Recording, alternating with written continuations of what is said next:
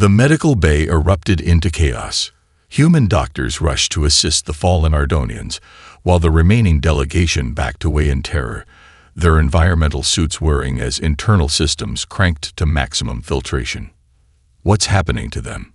Elena shouted over the alarms, watching in horror as the blue skin of the collapsed aliens developed angry purple welts that spread like wildfire. "Oxygen toxicity," gasped Ambassador Zax Trill through his translator. "Your atmosphere is corrosive to our biology.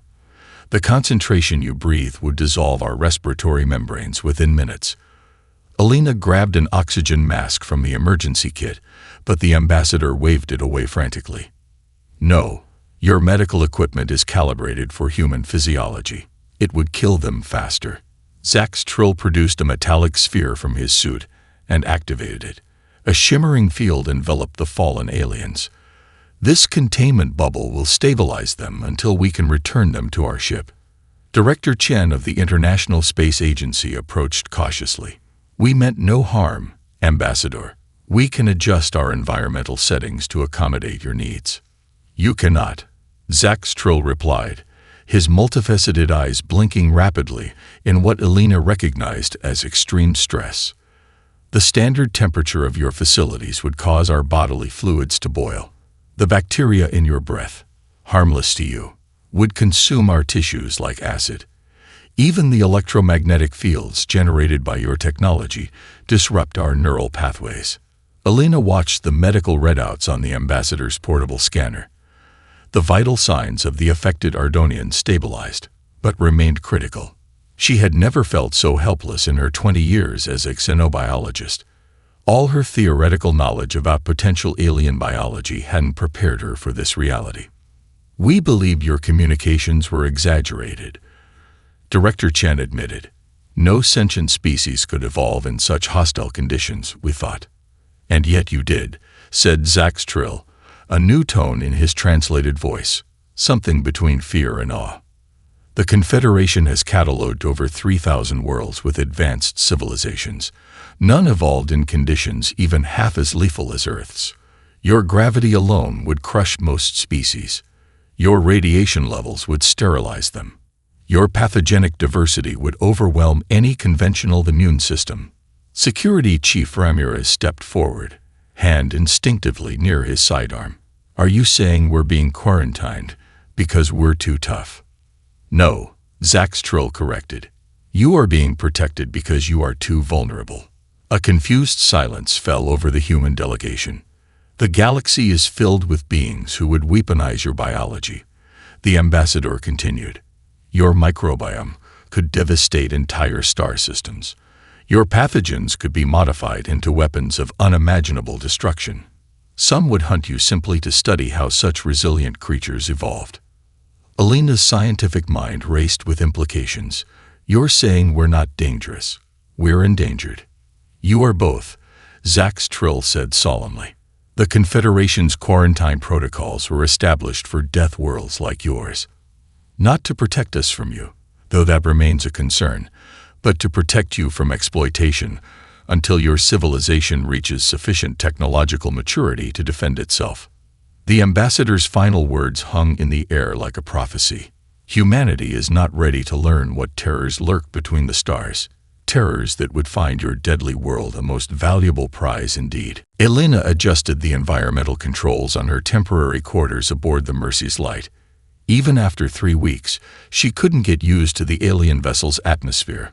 Too thin, too sweet-smelling, like perpetually standing at high altitude in a field of alien flowers. The medical ship orbited at a safe distance from Earth, beyond the newly established quarantine beacons. Dr. Thrix, the Confederation's lead xenopathologist, glided into the room. His translucent skin revealed pulsing internal organs that shifted color with his mood, currently a concerned lavender. "You should see this," he said, activating a holographic display. "We've completed comprehensive analysis of your planetary biosphere." The display showed Earth, surrounded by a swirling cloud of red dots that Elena recognized as pathogens. We've identified over 8,000 airborne microorganisms in your atmosphere that would be lethal to 90% of Confederation species, Fricks explained. Your oceans contain another 12,000. The average human body hosts microbiomes that would qualify as planet-killing bioweapons under Confederation law. Elena watched the simulation expand to show human test subjects surrounded by their invisible cloud of bacteria. But they're harmless to us, she protested. Most are beneficial. Evolution is a harsh teacher, Fricks replied, his skin fading to a reflective blue. Your species survived because you developed defenses. The rest of us evolved in environments where such defenses were unnecessary. The display shifted to show footage of the first controlled exposure test. A Laraxian scientist in a modified environmental suit stood in a chamber while trace amounts of Earth-normal air were introduced. Within seconds, the being's exoskeleton began to deteriorate. That's at 1% Earth-normal oxygen, Fricks noted. You breathe 21% without issue. Your natural biology would be classified as a Class 4 biohazard on any Confederation world. Meanwhile, across the solar system, Commander Wei finished his inspection of the Jupiter defense platform. The massive structure, officially a quarantine enforcement beacon, housed weapons he couldn't begin to understand. Its mere presence made his skin crawl. Sir, Lieutenant Restrepo reported, we've detected unusual activity near Titan. The Confederation ships are deploying something in Saturn's orbit. Wei studied the long-range scans. More beacons? No, sir. These appear to be automated defense platforms, much larger than the warning beacons. They're boxing us in, Wei muttered. Containing the threat. Back aboard the Mercy's light, Elena received an urgent message from Earth. The quarantine had sparked worldwide panic, resource hoarding, protests, isolated violence. The promise of interstellar community had transformed overnight into celestial imprisonment. Your people feel betrayed, Ambassador Zax Trill acknowledged during their daily briefing. But the alternative was worse. What alternative? Elena demanded. Exploitation, the ambassador said simply. There are factions within the Confederation and outside our borders who would view humanity as a resource to be harvested. Your genetic adaptability alone would fetch incalculable prices in certain markets. Elena felt cold dread settle in her stomach. You're talking about slavery. I'm talking about extinction, Zax Trill corrected. Death worlders like you are exceedingly rare. The last species discovered with your level of biological resilience was systematically hunted to near extinction for their biological compounds. Their genetic material now forms the basis of most high-grade medical treatments across 12 systems. The ambassador's environmental suit hummed as he leaned closer. The quarantine is not your prison, Dr. Reyes. It is your shield against those who would reduce humanity to specimens in a laboratory. Elena watched through the observation window as Kirvosh removed his breathing apparatus with trembling appendages. The spindly scientist's respiratory slits fluttered rapidly, processing Earth-normal air for the first time without immediate systemic collapse, a milestone that seemed impossible just months ago. How do you feel? Elena asked through the communication system. Like swimming through syrup, Kirvosh replied, his translator conveying a mixture of discomfort and excitement. Your atmosphere is dense, abrasive. Yet I persist. Your treatment works, Dr. Reyes. The immunological boosters Elena had developed with Oshalon's team weren't perfect. Kirvosh could only withstand Earth conditions for minutes, not hours, and the side effects would make him miserable for days. Still, it represented the first bridge across a biological gulf the Confederation had considered unbridgeable. The preliminary data looks promising, said Oshalon, whose gelatinous form pulsed with bioluminescent excitement.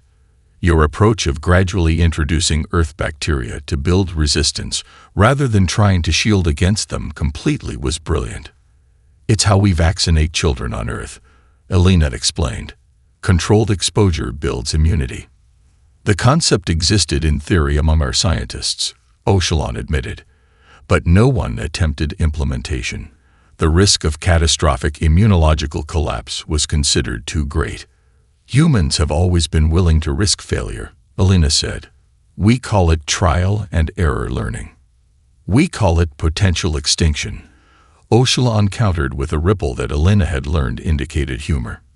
News of the treatment spread quickly. The Mars Research Facility, initially staffed by only 6 non-human scientists, expanded to accommodate dozens from across the Confederation. Some came to study human biology directly, while others arrived to examine Earth's unique evolutionary pressures. Dr. Euros, a crystalline being who communicated through patterns of light, became particularly fascinated with human bone structure. Your skeletal system regenerates constantly. Euros flickered excitedly during one examination. Our people require surgical replacement when damaged. Your bodies rebuild automatically, even stronger at the healed site. We call them healing fractures, Alina explained. They're painful but necessary. Pain, echoed Euros. Another uniquely concentrated experience in humans.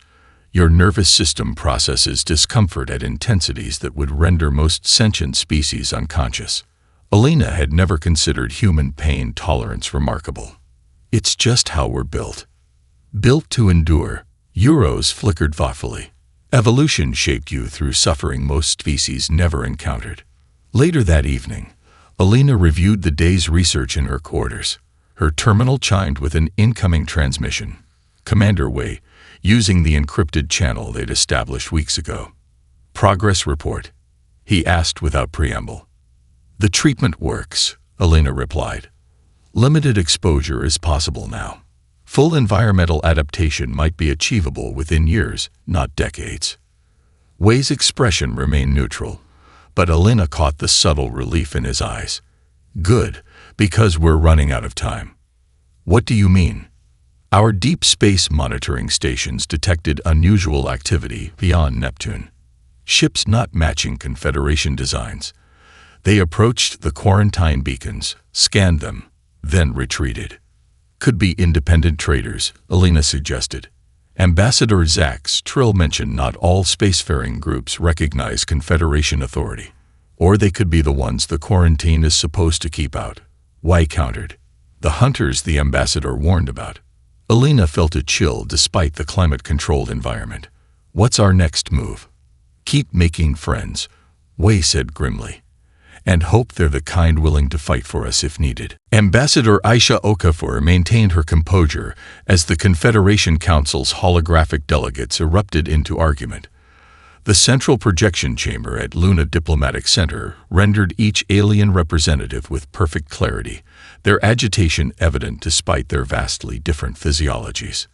The evidence is irrefutable, declared Councillor Vrex, his insectoid mandibles clicking rapidly. Human biological material was discovered at 3 separate outposts. Each suffered catastrophic contamination afterward. Circumstantial evidence, Aisha countered. Earth remains under quarantine. No human has traveled beyond Mars. How could our biological material reach these distant outposts? The Lorexian representative's exoskeleton flushed a deep crimson, perhaps the same way your transmission signals reached us decades ago. By deliberate broadcast. Someone wants the galaxy to know humans exist. Aisha exchanged glances with her aide, who nodded subtly. This confirmed their suspicions. Earth hadn't been as isolated as humanity believed. Someone had known about them long before official first contact.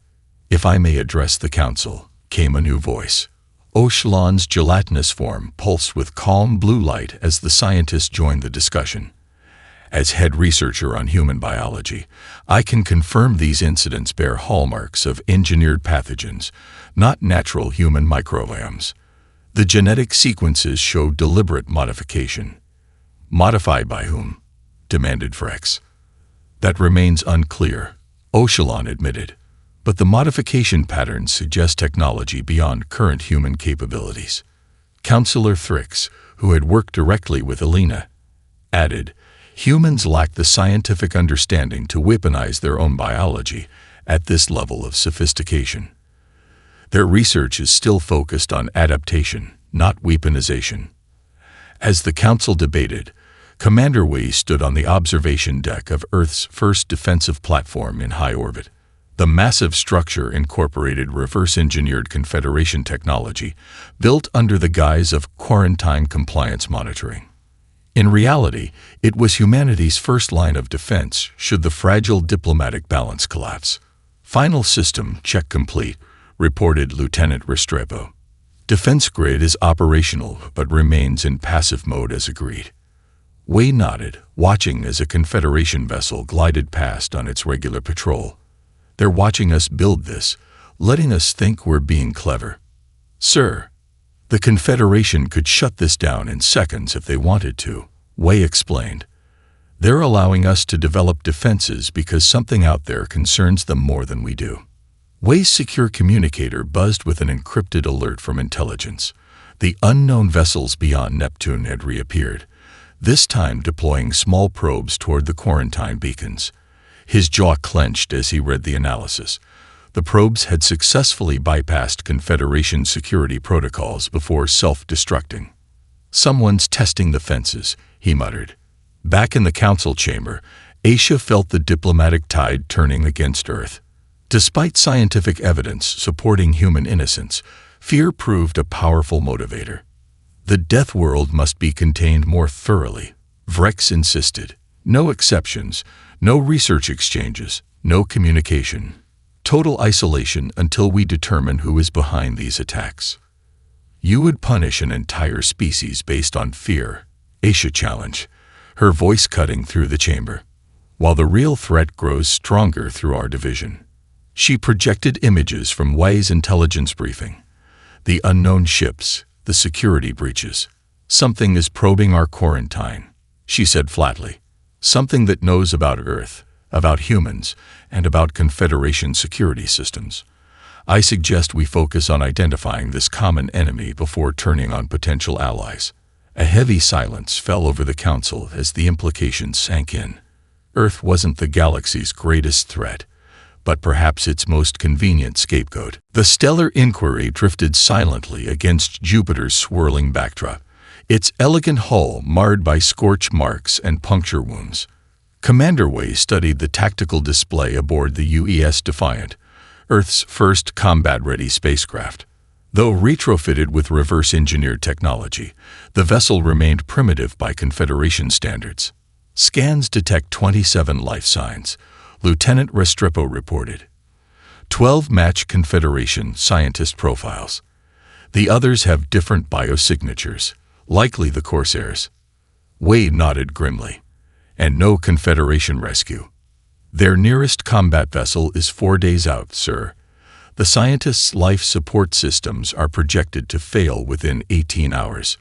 Wei made his decision. Prep the boarding team. Full isolation protocols as trained. We go in quiet and fast. The 12 volunteers gathered in the deployment bay, checking each other's equipment with methodical precision. Unlike the bulky environmental suits used by aliens, human tactical gear was streamlined, designed to protect against vacuum while maintaining mobility. Each member carried non-lethal weapons developed specifically for this mission. Remember, Wei addressed his team, we're making first impressions for all humanity. We neutralize threats with minimum force. We rescue the scientists. We withdraw. No heroics, no revenge. No casualties unless absolutely unavoidable. The team nodded in silent understanding. Earth couldn't afford diplomatic incidents, especially with the Confederation Council still debating increased restrictions. The Defiant approached under stealth protocols, using Jupiter's radiation to mask their signature. Their boarding shuttle detached silently, drifting toward the research vessel's auxiliary airlock. Inside, Surgeon Diaz operated the manual override sequence Alina had helped design based on Confederation ship schematics. We're in, Diaz whispered through the comm. What happened next would be studied in alien military academies for decades. The human boarding team moved through the vessel with efficiency that stunned the Corsair pirates. Where aliens relied on advanced technology and overwhelming firepower, humans demonstrated something more primal. Adaptation to chaotic conditions. The Corsairs, a mixed species group using advanced weaponry, found themselves outmaneuvered in the ship's confined spaces. Human team members continued functioning despite injury, atmosphere variations, and shifting gravity, conditions that would incapacitate most Confederation species. In the science lab, Wei found the hostages, a collection of beings from across the Confederation, each in various stages of distress within portable life support chambers. "We're with Earth Defense," Wei announced through his translator. "We're here to extract you." The lead scientist, a Laraxian named Tavos, stared in disbelief. "Humans, how did you bypass the quarantine?" "Let's discuss that after we get you to safety," Wei replied, signaling his team to prepare the scientists for transport. 3 decks below, Sergeant Dias confronted the Corsair captain, a hulking reptilian with augmented body armor. The pirate fired a plasma weapon that grazed Dias's shoulder, burning through the protective layer. To the Corsair's shock, Dias barely flinched. "Your species feels pain differently," the pirate observed with newfound respect. "We feel it just fine," Dias countered, advancing steadily. "We just don't let it stop us." Throughout the vessel, similar scenes unfolded as the human team secured the ship section by section. The Corsair's helmet recordings captured footage that would soon horrify and fascinate the Confederation in equal measure. Humans continuing through injuries, adapting tactics on the fly, and communicating with minimal technology when systems failed. "They're not just physically resilient," the Corsair captain later testified. "They think differently. They expect things to go wrong and have already planned for it. How do you fight an enemy that assumes chaos is normal?" The mining colony's emergency beacon continued its rhythmic pulse as the UES Sentinel approached. Through the view screen, Alina observed the outpost, a collection of domed structures nestled into the surface of a distant moon. No external damage was visible, which only heightened her unease. "Life sign readings?" Commander Wei asked, his voice clipped and professional despite the tension evident in his posture. Lieutenant Chen consulted his display. "None, sir. Environmental systems are operational, but no biological signatures detected within range." Wei exchanged glances with Alina. Both knew what that meant. Whatever had happened here had been thorough and swift. "Prepare the investigation team," Wei ordered. "Full biological containment protocols. Nothing comes back aboard without triple decontamination." 20 minutes later, Alina followed Wei and a team of 6 specialists through the colony's main airlock.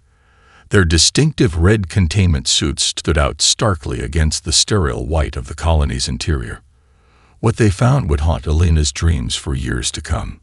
"This wasn't a conventional attack," she whispered, examining the remains of what had once been a Laraxian technician. The body had collapsed into a gelatinous mass, exoskeleton dissolved entirely. "This is systematic cellular destruction. Every membrane, every structure, liquefied from within. Similar to what human bacteria might cause," Wei asked quietly, ensuring their conversation remained private from the rest of the team. Alina shook her head. "No, our microbes break down tissues, but not like this. This is engineered, a pathogen designed to target specific biological systems with surgical precision." The team moved deeper into the facility, documenting the horrific scene.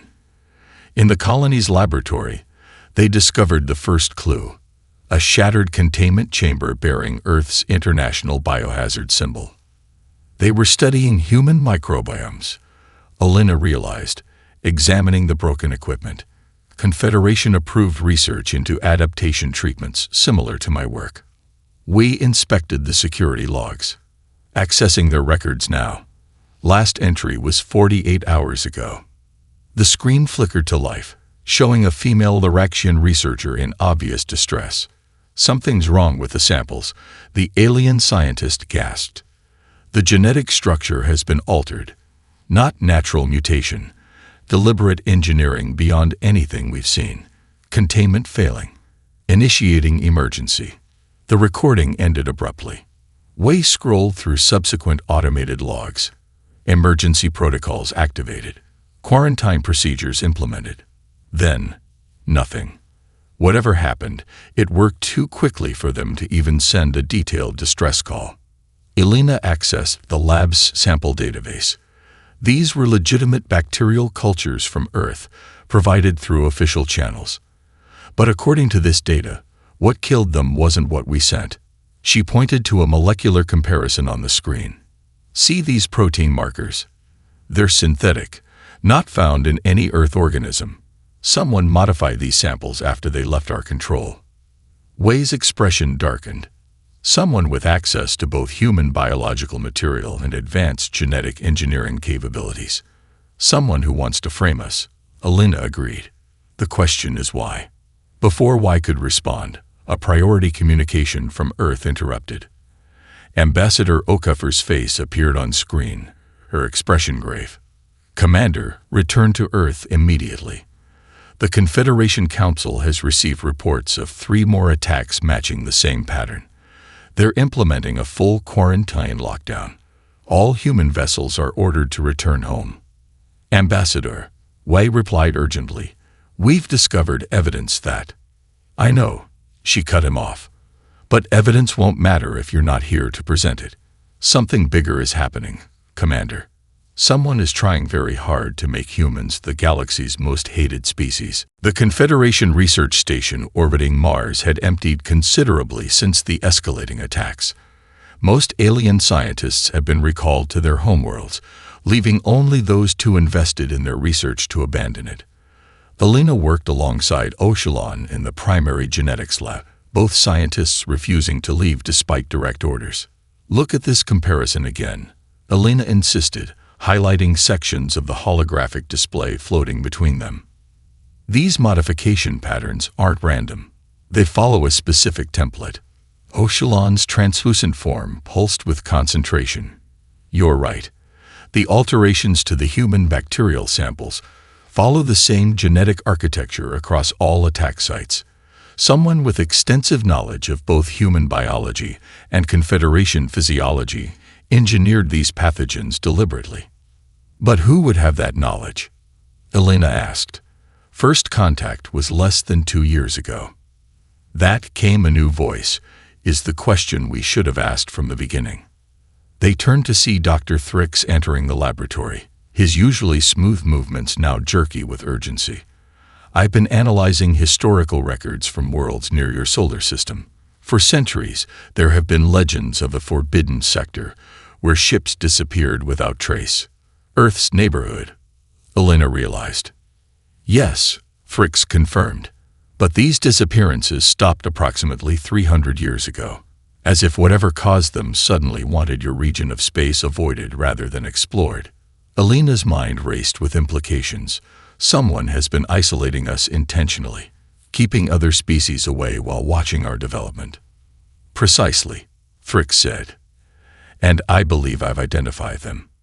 He activated a secure data node, displaying images of an unusual vessel design. This ship was briefly detected near the edge of your solar system 50 Earth years ago. The Confederation classified the sighting and took no action, assuming it was merely an unregistered trader. Oshalon's entire form paled to translucent white, an expression of shock. That's a Vicarian scout vessel. They're supposed to be extinct. Apparently not, Thrix replied grimly. Just hiding. Across the solar system, Commander Wei faced down the Confederation enforcement vessels blockading Earth. The UES Sentinel maintained position just beyond weapons range, refusing orders to surrender. Final warning, Commander, came the transmission from the Confederation flagship. Your vessel will be disabled if you do not comply immediately. Wei opened a secure channel to Ambassador Okafor. Do we have any support within the Council? Her hologram flickered with interference, deliberate jamming attempts. The scientists you rescued from the Corsairs are testifying on our behalf. Tagos particularly has been vocal about human innocence, but fear is winning, Commander. We need more time, Wei insisted. Elena and the research team are close to proving we've been framed. Time is what we don't have, Okafor replied, her expression grim. "The Council has authorized military action against Earth if necessary. They believe our planet is the source of a bioweapon that threatens the entire galaxy." Wei's tactical display suddenly lit up with multiple alerts. "We've got incoming." Multiple vessels dropping out of faster-than-light travel. But these weren't Confederation reinforcements. The ships that appeared had an unfamiliar configuration. Sleek, predatory vessels that immediately launched attacks against both the Sentinel and the Confederation blockade. "Identify," Wei commanded.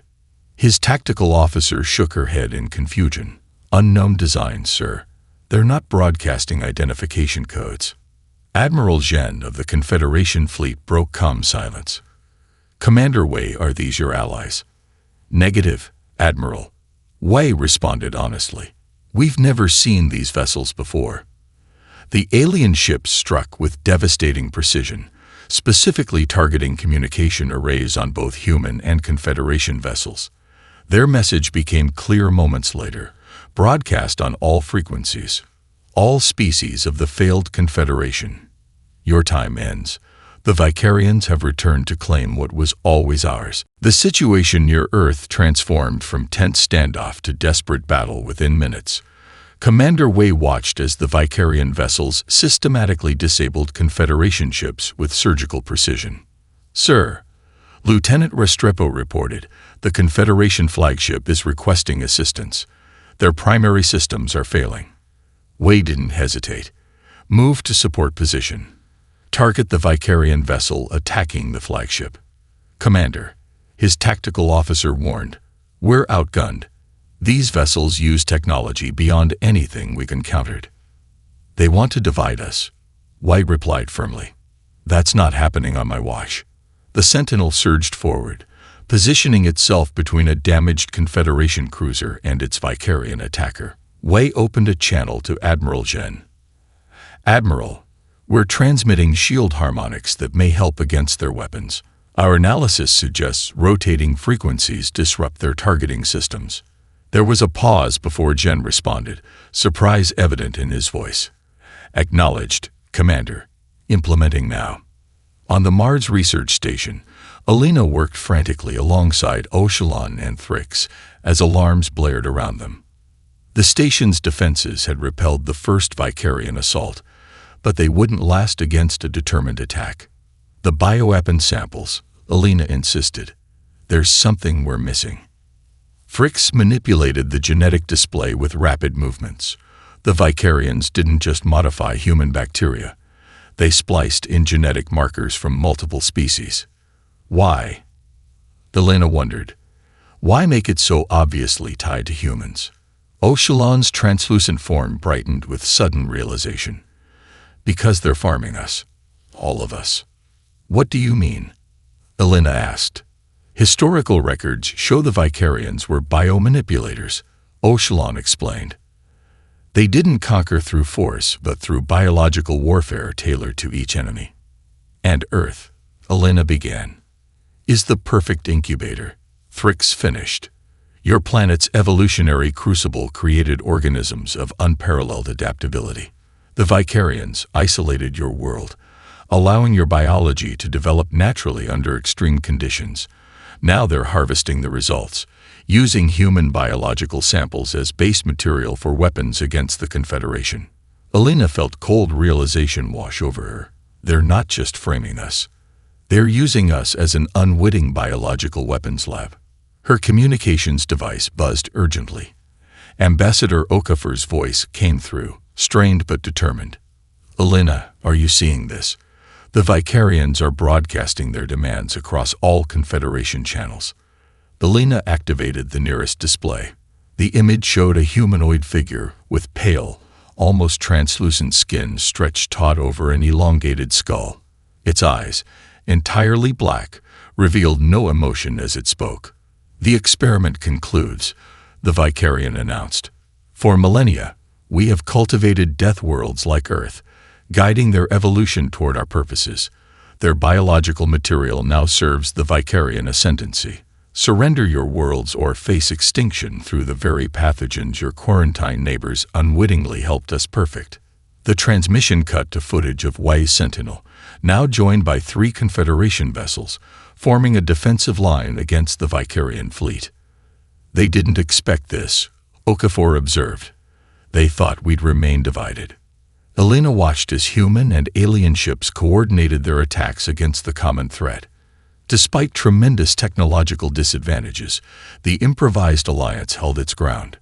"They understand us even less than we thought," Elena replied. "They studied our biology, but missed our defining trait." "Which is?" Okafor asked.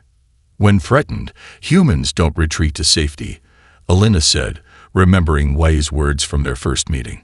"We stand with those who stand with us, even against impossible odds."